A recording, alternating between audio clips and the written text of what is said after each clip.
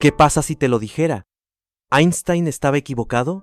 ¿Qué pasa si las leyes de la física fueron rotas por un gigantesco muerto? No por magia, no por mutación, pero por el tiempo mismo, congelado tan perfectamente, destrozó todo lo que pensamos que sabíamos sobre la descomposición molecular. En el año 2524, en lo profundo del permafrost siberiano, un equipo descubrió algo que nadie esperaba. Un gigante de 52 años de antigüedad no es notable por su tamaño o edad, pero por lo que todavía estaba vivo dentro de él. Cromosomas, no fragmentos, no polvo, cromosomas tridimensionales completos, completamente intacto. Esto no fue solo una victoria para la arqueología, fue una traición a la física. Según los propios cálculos de 19 y 5 cálculos de Einstein, las moléculas como el ADN vibran constantemente, moverse constantemente. Durante miles de años, esos movimientos destruyen la estructura, giran, destrozan y reducen los cromosomas a fragmentos. Pero no aquí. Estos cromosomas se conservaron perfectamente, como una escultura sellada en vidrio. Los científicos lo llaman cromoglass. Un estado tan raro no solo es una descomposición lenta, lo detiene. Las células del mamut habían sufrido liofilización natural, enfriamiento y deshidratación, de la misma manera que preservamos los alimentos. Pero esto no era cecina, era arquitectura genética, congelada en el tiempo. Para probar la teoría, los investigadores usaron rejera cecina. Lo criticaron con una bola rápida, lo corrió con un camión, lo disparó de una pistola. En la superficie se rompió, pero bajo el microscopio, cromosomas aún en pie. Su estructura intacta. Esto significaba algo más grande. Si el ADN pudiera sobrevivir de esta manera, no se limitó a los mamuts. Podría aplicarse a cualquier cosa enterrada bajo permafrost, desde humanos antiguos hasta especies extintas, tal vez incluso virus. Estructuras que deberían haber descartado hace miles de años pueden ser completos.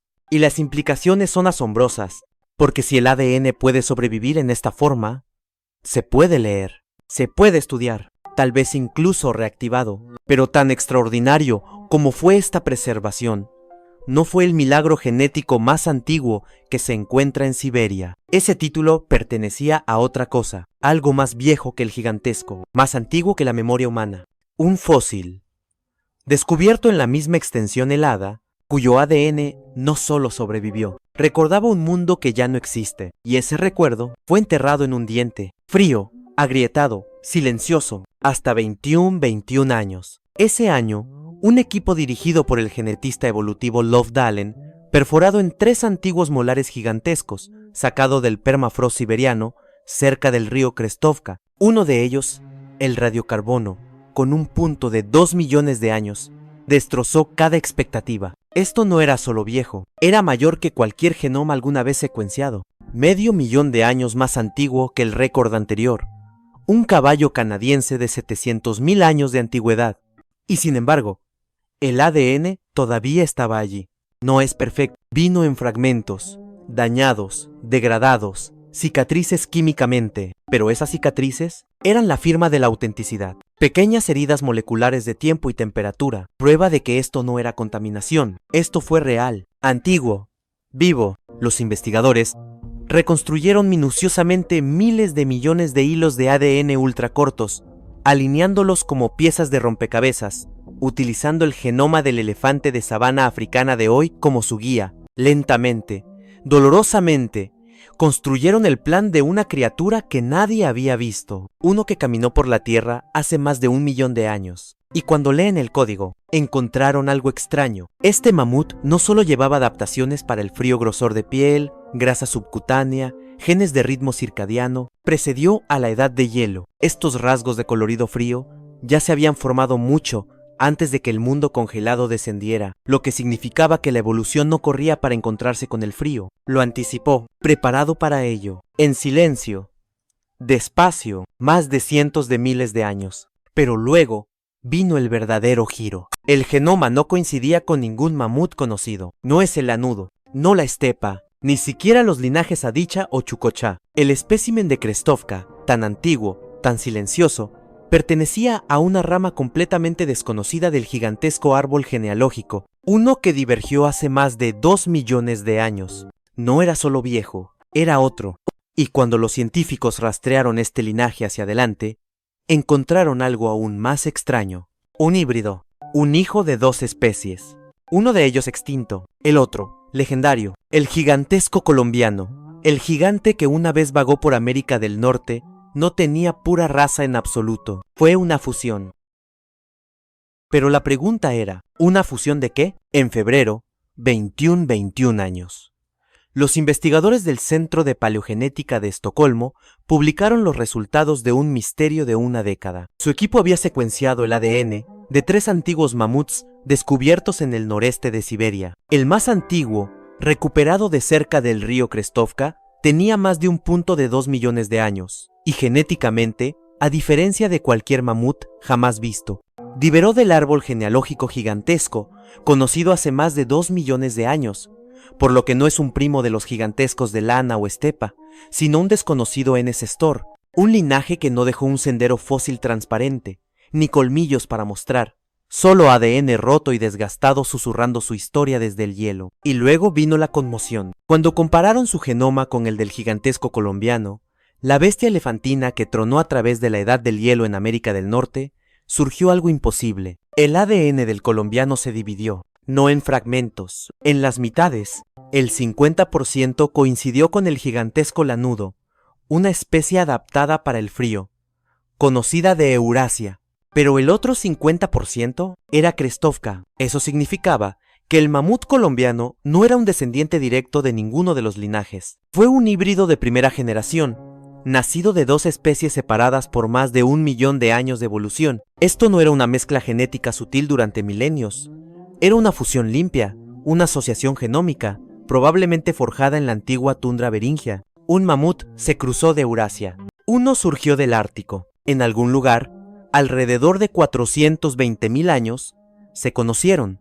Y comenzó algo nuevo. Ningún otro animal conocido en la edad de hielo muestra este tipo de hibridación genética limpia. Y sin embargo, el gigantesco colombiano prosperó. Se convirtió en una de la megafauna más emblemática de las Américas, deambulando de Alaska a México. Esto reescribió las reglas de especiación, desafió la estructura misma de los plazos evolutivos, probó que la hibridación no fue un error raro, podría ser una fuerza impulsora detrás del éxito, y así como la idea de la antigua fusión animal sacudió la ciencia, surgió otro linaje, uno no de las llanuras de la edad de hielo, sino de una cueva en el sur de Siberia. Un niño, un dedo fósil, ADN en el interior que no coincidía con ningún humano conocido, y ella nos obligaría a cuestionar todo lo que pensamos que sabíamos sobre nuestra propia especie. Ese dedo, apenas del tamaño de una moneda, fue sacado del piso de la cueva de Denisova, en las montañas Altai del sur de Siberia en 2008. Solo un fragmento, sin cara, sin nombre, sin armas, no hay herramientas, y sin embargo, lo que sostuvo dentro cambió el mapa de la ascendencia humana para siempre. En 2010, los científicos del Instituto Max Planck secuenciaron el ADN mitocondrial de ese pequeño hueso, y lo que encontraron no fue Neandertal, no Homo sapiens, era algo más, una rama genética que se separó de nuestro linaje hace casi 1 millón de años, mucho antes de que los humanos modernos pisen en Europa o Asia. Los llamaron Denisovans. No había calaveras para estudiar, no hay esqueletos para reconstruir. Toda su identidad fue escrita en moléculas. Un genoma sin cultura arqueológica, sin monumentos, sin mitos, solo rastros. Sin embargo, de alguna manera, el ADN de Denisovan sobrevive hoy. En personas de Papua Nueva Guinea, en melanesios, en australianos aborígenes y en el sudeste asiático, hasta el 6% de su genoma heredado de un fantasma. Un pueblo sin cara, que todavía vive en nuestra sangre. Lo que es más escalofriante es lo que faltaba. No hay herramientas de piedra distintas para ellos. No hay paredes pintadas. No hay tumbas con nombres. Estas no eran figuras sombrías. Eran sombras mismas. Presente en la genética, ausente en la historia. Pero el misterio no terminó allí, porque en 2018 se encontró un segundo niño en la misma cueva, pero este no fue solo Denisovan. Su ADN contó una historia más profunda y extraña. Uno que nunca se había visto en el registro fósil, no en mamíferos, no en humanos. Un niño híbrido, nacido de dos especies humanas diferentes. Un padre neandertal, un padre denisovan, y en su sangre, una colisión evolutiva. Esto no era solo un fósil, este fue el primer niño humano conocido nacido entre dos especies extintas, y lo que ella reveló desentrañaría el mito de la pureza humana. Para siempre. Su nombre era Denny, no de los registros antiguos, de una etiqueta corta y silenciosa para un adolescente que vivía hace más de 90.000 años, en las cámaras sombrías de la cueva de Denisova. Descubierto en 2012, su fragmento de huesos se parecía a los demás, desgastados, marrones, sin notables. Pero cuando su genoma nuclear fue secuenciado en 28 y 18, envió ondas de choque a través de cada carta evolutiva de la Tierra. La mitad de su ADN era neandertal, la otra mitad, denisovan, no distante, no rastro.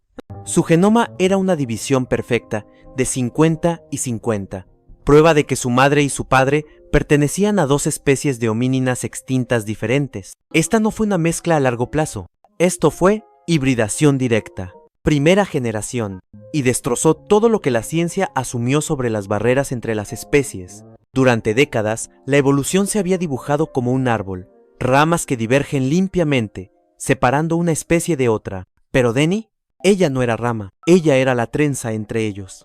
La evidencia de que los neandertales y los denisóvanos, aunque separados por cientos de miles de años, todavía compartían más que territorio. Compartieron sangre. Su madre neandertal, basada en el ADN mitocondrial, era de una población de Europa occidental, genéticamente cercana a las de la cueva Vindija en Croacia.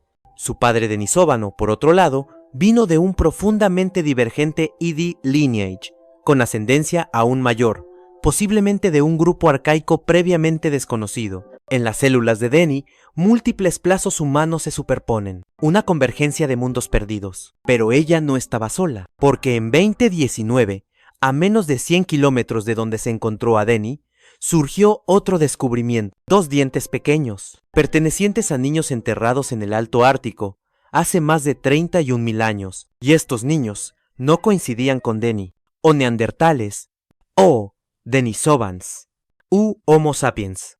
Su ADN mapeó una rama completamente desconocida. Un pueblo nunca grabó ninguna historia humana, y estaban esperando, en silencio, en la nieve siberiana. Esa nieve, cerca de las orillas del río Yana, en el noreste de Siberia, ocultó una tumba más antigua que la memoria. Dos molares, dejados intactos durante más de 31.000 años, hasta que se desenterraron en 2001, y secuenciaron casi 2 décadas después. En 2019, la revista Nature publicó lo que esos dientes llevaban, y lo que llevaban era un nuevo nombre en ascendencia humana: los antiguos siberios del norte. No asiático oriental, no europeo. Otra cosa, su ADN se separó de la rama de Eurasia occidental alrededor de 38.000 años, antes de la aparición de poblaciones modernas reconocibles. No estaban directamente relacionados con Denny, o incluso con los primeros asiáticos orientales. Eran algo intermedio, una población atrapada en la tierra genética de nadie, pero eran reales. Dejaron señales, cuentas de marfil talladas, agujas de hueso, herramientas de piedra lo suficientemente agudas como para pegar un reno, lo suficientemente delicado como para esconderse. Estos no eran vagabundos primitivos, eran sobrevivientes del Ártico, prosperando en temperaturas que cayeron por debajo de menos 40 grados Celsius durante el último máximo glacial. Lo que más sorprendió a los científicos no fue solo su resistencia, era su legado, porque en lo profundo de sus genomas era un vínculo con el futuro. Los antiguos siberianos del norte transmitieron parte de su plan genético a los primeros pueblos de las Américas. Cuando los humanos cruzaron el puente de la Tierra de Bering entre 20.000 y 25.000 años, fue el Ans quien viajó con ellos, en sangre si no en el cuerpo. Los genomas modernos de los nativos americanos aún tienen rastros. Hasta el 40% de su ascendencia proviene de esta población siberiana perdida. Pero aquí está la tragedia. Mientras que sus genes cruzaron los océanos, la Ans se desvaneció. No conocidos descendientes directos. Sin idioma vivo, no hay nombre recordado. Son fantasmas con huellas digitales. Y su descubrimiento reescribió la historia de la migración. Pero también abrió un misterio más profundo, porque otro sitio de entierro, más al sur, reveló a un niño aún extraño. Su ADN no era ni asiático oriental ni siberiano, sino que llevaban señales encontradas en Europa. Y ese niño conectaría Siberia de la Edad de Hielo con el corazón de la historia estadounidense. Su nombre no era conocido, pero donde yacía, le contó todo. Cerca de las orillas heladas del lago Baikal, los arqueólogos descubrieron una tumba, superficial, tranquila, intacta durante 24.000 años. Dentro de él, el cuerpo de un niño, no más de 3 o 4 años, envuelto en cuidados de renos, rodeado de cisnes marfil y un collar de cuentas de agua dulce. Tallas tan delicadas susurraron cuidado, amar, pérdida. Lo llamaron el niño Malta, pero no fue su entierro. Lo que sorprendió al mundo era su ADN. Cuando se secuenció en 2013, los resultados dejaron científicos tambaleándose. Este niño de la Edad de Hielo, enterrado en Siberia, llevaba ascendencia euroasiática occidental, no asiático oriental, no local. Su ADN mitocondrial cayó en el haplogrupo U, su cromosoma, y en el haplogrupo R, los linajes más comunes en la Europa paleolítica que en Asia, pero el giro era aún más extraño. No era solo europeo, estaba más cerca de los nativos americanos modernos que de los siberianos modernos. Su genoma contenía las raíces profundas de los antiguos eurasianos del norte, una población fantasma que ya no existe, sino cuyo legado vive en todo el Pacífico.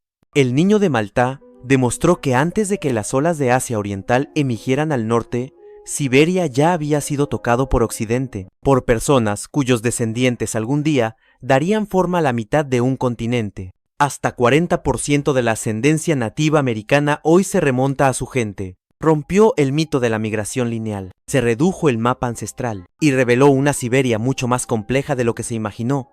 No solo un corredor, sino una encrucijada. Pero luego vino la ruptura emocional. Este niño, este puente genético entre los continentes, fue olvidado. Ninguna historia oral lo recordaba. Ninguna tribu reclamó su memoria. Era un capítulo dejado sin leer, enterrado bajo la nieve, hasta que la ciencia lo abrió. Y si sus genes sobrevivieron al frío, ¿qué más hizo? Porque no todas las cosas en el hielo están muertas. Algunos solo están durmiendo, y cuando se despiertan, no solo cambian la historia, lo amenazan. La amenaza fue lo primero como una forma, luego como una secuencia.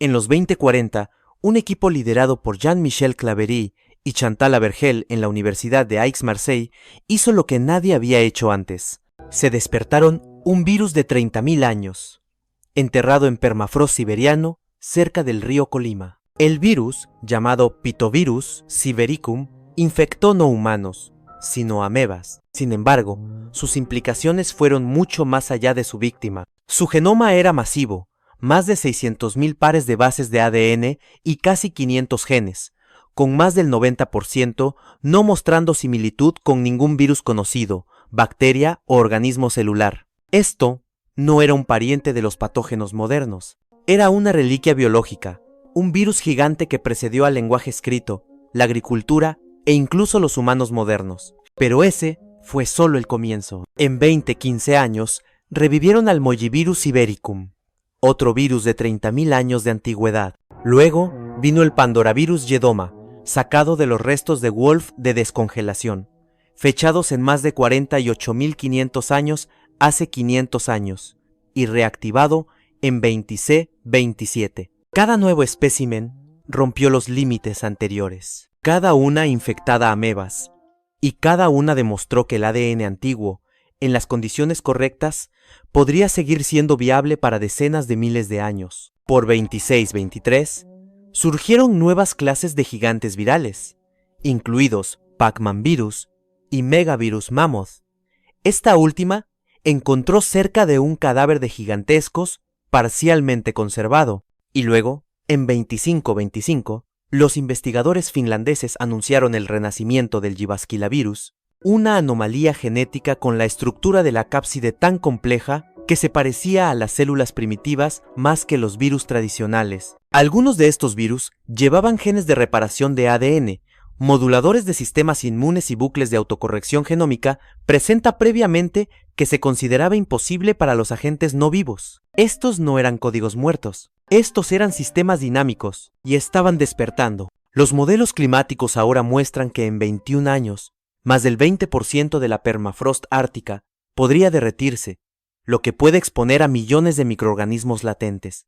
Los virus antiguos, las bacterias y los hongos, preservados en turba, hueso, sangre, hielo, podrían volver a ingresar a los ecosistemas sin previo aviso. Esto no es especulación, ya está sucediendo. En 2016, un brote de anthrax en Yamal, Siberia, mató a un niño de 12 años y docenas enfermo. ¿La fuente? Un cadáver de renos descongelados, congelado desde 1941, sus esporas despertadas por el calor extremo de verano. Pero hay un miedo más profundo debajo de la superficie, porque una de las últimas recuperaciones no vino de un animal, pero de un fragmento de costilla humana, y lo que encontraron en su ADN ninguna base de datos podría explicar. Pero ¿cómo? ¿Cómo podría un genoma humano, enterrado durante decenas de miles de años, congelado, comprimido, aplastado por el hielo y el tiempo, todavía susurrar sus secretos? La respuesta no se encuentra en el código en sí,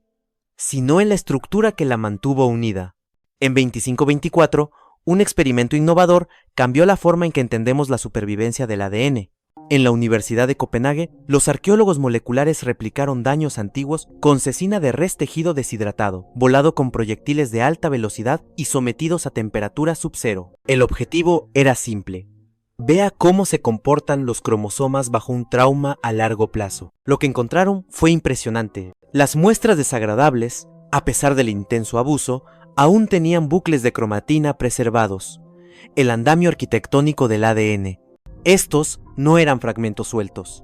Estas eran estructuras genómicas tridimensionales, rizadas y organizadas, exactamente como habrían aparecido en una célula viva. No fue solo la secuencia la que sobrevivió, era la forma. Ese mismo año, un núcleo de permafrost del noreste de Siberia reveló aún más. En la médula ósea gigantesca, congelada durante 52.000 años, los científicos detectaron nucleosomas preservados, proteínas de histonas, incluso trazan marcas epigenéticas. Estas no eran instrucciones muertas, eran planos regulados. Por primera vez, los investigadores podían ver no solo qué genes estaban presentes, sino también cuáles estaban excitados. ¿Cuáles podrían haber gobernado el grosor de piel? Metabolismo de grasa, tolerancia fría. ¿Cuáles fueron activos en la muerte? Y si ese tipo de arquitectura molecular puede sobrevivir en mamuts congelados, ¿qué pasa con los humanos? Las momias conservadas del Cairo, monjes tibetanos enterrados en cuevas alpinas, osuarios sellados en turberas y pozos de alquitrán. ¿Qué secretos se encuentran bloqueados en una carne antigua?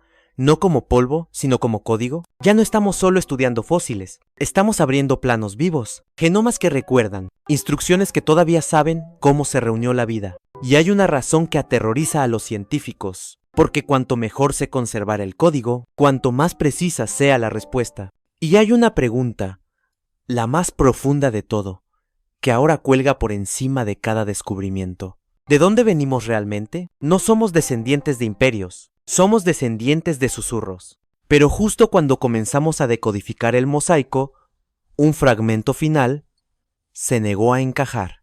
Porque en un espécimen preservado recuperado en 2623, se descubrió una secuencia que no coincidía con Neandertal, o Denisovan, o Homo sapiens. Y si no es humano, ¿qué es? Para responder a eso, primero debemos mirar lo que es humano, y cómo eso definitivamente Ion ya ha cambiado. Desde la finalización del genoma neandertal en 2010 y el genoma de Denisovan en 2012, los genetistas han vuelto a generar los límites de nuestra especie. Descubrieron que los humanos modernos no solo coexisten con otros humanos arcaicos, se entrelazaron con ellos repetidamente en todos los continentes y milenios. En 26.4, un artículo innovador en la naturaleza reveló que el gen EPAS1, que se encuentra en los tibetanos y es crítico para sobrevivir en entornos de bajo oxígeno, no era de origen del Homo sapiens, fue heredado de los denisóvanos, un grupo cuyos fósiles apenas son más que un dedo y un molar, pero cuyo ADN vive en millones.